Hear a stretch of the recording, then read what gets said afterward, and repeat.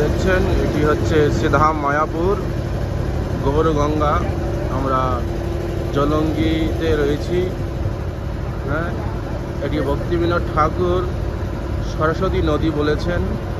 এখানে কোনো মহাজনগণ এতে জলঙ্গি মানে যমুনা বলা হয়। কোনো মহাত্মাগণ একে সরস্বতী, ভক্তিবিনোদ ঠাকুর মহাশয়তে সরস্বতী নদীর জল পান করবেন বলছেন। আমরা এই সরস্বতী এবং ভাগীরথী গঙ্গা আমরা দেখতে পাচ্ছি যে ভগীরথ যে গঙ্গাকে নিয়ে এসেছিলেন গৌর গঙ্গা। আমরা এখনই লক্ষ্য করুন, যমুনা মাইয়া কি জয়। যমুনার জল হচ্ছে নীল, হ্যাঁ, আর গঙ্গার জল হচ্ছে সাদা। আপনারা দেখতে পাচ্ছেন সেই স্থান।